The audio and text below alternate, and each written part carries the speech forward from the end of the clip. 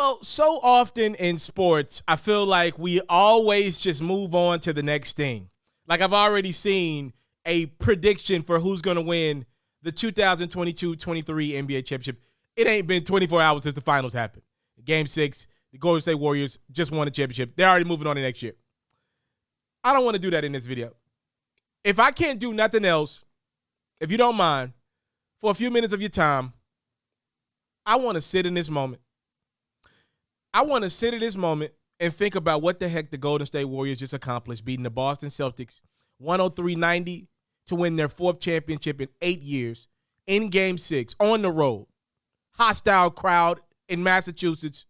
The Golden State Warriors win again. Steph Curry not only wins his 4th championship, in the year that he won an All-Star Game MVP, in the year that he won the Western Conference Finals MVP, in the year that he became the all-time leader in three-point makes, Steph finally gets that illustrious Finals MVP. That definitely has been an asterisk on his career. Those conversations are now done. We'll talk about Steph more in another video. I want to talk a little bit about Klay Thompson. There was a lot of chatter about Klay coming off of the torn ACL a few finals ago against the Toronto Raptors. And then Klay rupturing his Achilles after that. 2 full missed seasons. Thompson returns. He wasn't the greatest version of himself. I'm going to at least give him another offseason to recover and see just how much he has left in the tank. Can he get that jump shot back to not what it was, but better than what it was in this playoffs? It wasn't that great. And also, can he become 65-70% of the defender that he once was? But nevertheless, Klay was available for the Warriors pretty much as soon as he became available at this point in the season. He really never missed any time significantly. Give that brother credit for coming back and once again, not only playing again, but hoisting that championship up. How about Draymond Green? Draymond has gotten a lot of criticism in this postseason. A lot of people have talked bad about Draymond, self-included. Not necessarily bad, but I definitely was critical of the podcast, shooting it in the midst of the playoffs. Listen to me, y'all. We got to shut up. We got to take that on the chin. Because Draymond was able to successfully shoot his podcast throughout the postseason and win a championship. He will never stop shooting that podcast again, and he's earned that right. If you can win a championship while shooting a podcast, I got to shut up and take that on the chin. Draymond, in big games, continues to be a big-time player. It almost leaves you kind of dumbfounded. Like Draymond in big games, like if you remember back in the 2016 NBA Finals, if the Warriors would have been able to hold off the Cavs in 7 games, Draymond was going to be the Finals MVP. In just 6 games, he got suspended in Game 5, if you remember. Draymond, last night against the Celtics, 12, and 8. Really active on the defensive end of the court. Had a little bounce on the offensive end of the court. Had a lot of great screens for the Splash Brothers to at least get good looks. Steph made a lot of them in Boston. We got to give this team credit, the players, the Jordan Pooles of the world. He's going to get some money soon. Andrew Wiggins. Oh, my, I would be remiss if I did not bring up the contributions of Andrew Wiggins. Matter of fact, I've been disrespectful to Andrew Wiggins. I'll take it there. I got to give Wiggins his own video.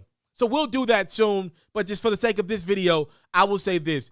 Andrew Wiggins is not a first option.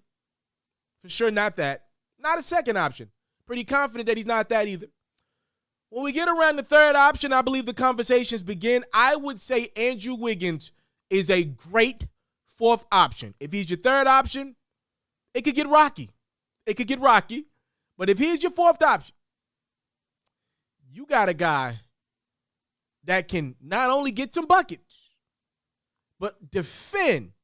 I mean, he put it on Tatum. And I was just thinking like, yo, Wiggins is older than Tatum.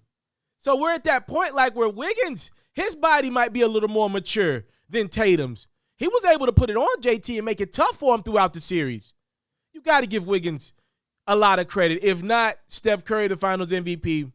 One bad game from Steph would have probably gave that Finals MVP to Andrew Wiggins. He almost Andre Iguodala that bad boy, which I think speaks to just how good he was in this playoffs. the Warriors did it without James Wiseman. Jonathan Kuminga seems to be a really good piece off the bench. Couldn't even make the rotation much in the postseason, but his day will come. Kevon Looney had some nice contributions. I want to give credit to the ownership in Golden State and San Francisco. Bob Myers did a great job putting that team together. And I want to give some credit to Steve Kerr. Ladies and gentlemen, Steve Kerr is now one of the 7 greatest coaches of all time. And it might be time to put him higher on the list than that. He's a better coach than Eric Spoelstra. So wherever you got Eric on that list, you got to put Steve over him. Steve is far more accomplished than Doc Rivers. So wherever you got Doc Rivers on your all-time coaching list, Steve's got to be way over him. Steve now is entering that rare space of, we'll see how long he wants to do this, but if he does decide to continue to do it, can he catch Pop? That's the question. I don't think he can catch Phil. Phil did it too many times. He had Kobe and Mike. But now the conversation for me is, if Red Auerbach and Phil Jackson are out of the picture, can Steve Kerr get in a conversation where people say this Golden State dynasty was just as much about Steve Kerr as it was Steph Curry, like many give Greg Popovich the credit in the Tim Duncan era? That's where we're at with Steve Kerr. Shout out to Golden State. Look, after I shoot this video and edit this bad boy, immediately the next video is going to probably be about next season. But if I didn't do anything else, I felt like it's my responsibility to stay in this moment real quick and look at what Golden State just accomplished. Not a lot of expectations for the Warriors coming into the season because we didn't know what the heck Klay Thompson was going to look like. We didn't know what Andrew Wiggins would play like with pressure. We didn't know what James Wiseman would look like coming off of his subpar rookie campaign. We didn't know how much Draymond Green would have in the tank because he doesn't shoot much anymore. But they came out ready to play. And one thing that I don't think gets highlighted enough about this Golden State Warriors dynasty. In 2015, we very quickly ran, and I was one of the people to do this, by the way, ran to the LeBron James-led Cavaliers not having Kevin Love and not having Kyrie for pretty much 88% of the NBA Finals. I got to be responsible with this platform and walk that back a little bit for a couple different reasons. Number one, what have we learned about LeBron? He did a poor job of picking star teammates. It ain't his fault, 100%, but he has picked some very suspect mentally. These have been some very suspect NBA stars / superstars to put alongside him. I say that for a reason. LeBron has been on teams all around the board that get injured often. I can't keep giving the Warriors blame because they were healthy. Like, we got to stop doing that. I believe that if LeBron and the Cavs just had Kyrie, they win that series in 6. If they got Kevin Love, they probably do it in 5 or 4. But that wasn't the reality. Kevin Love got hurt. Sorry, Kelly Olynyk broke his elbow. Kyrie got hurt. Tore his knee up pretty much in game 1 of the finals in 2015. The Golden State Warriors were healthier.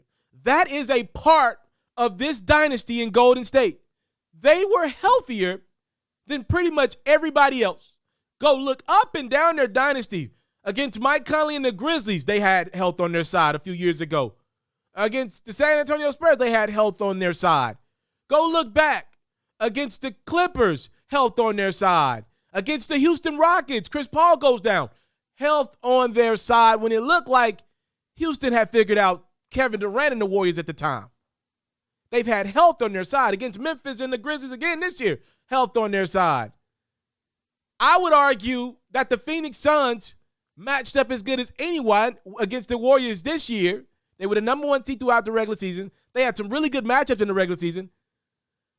Chris Paul broke down.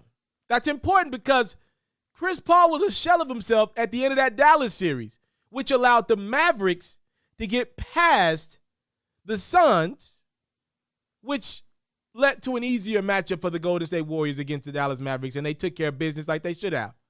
Even in the finals, Robert Williams probably needs some time off, if not another surgery. Marcus Smart, God bless him, he gave it everything he had. He needs to sit down and take a break from the game of basketball for a few weeks. He played hard. His body was toe up. I don't know if anything was going on with Jason Tatum. I'm not giving him a pass. I want to give Andrew Wiggins credit, but he ain't look right a lot of that series. He looked like he was kind of scared to go to the rim a lot. I don't know. We'll see. The point I'm trying to make is young stars, old stars, the Chris Middletons of the world, out with injury. John Moran out with injury. Young stars, old stars were out injured throughout this postseason. But guess who's back?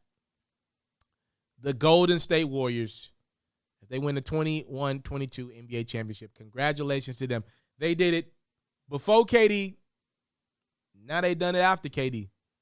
What they going to say now?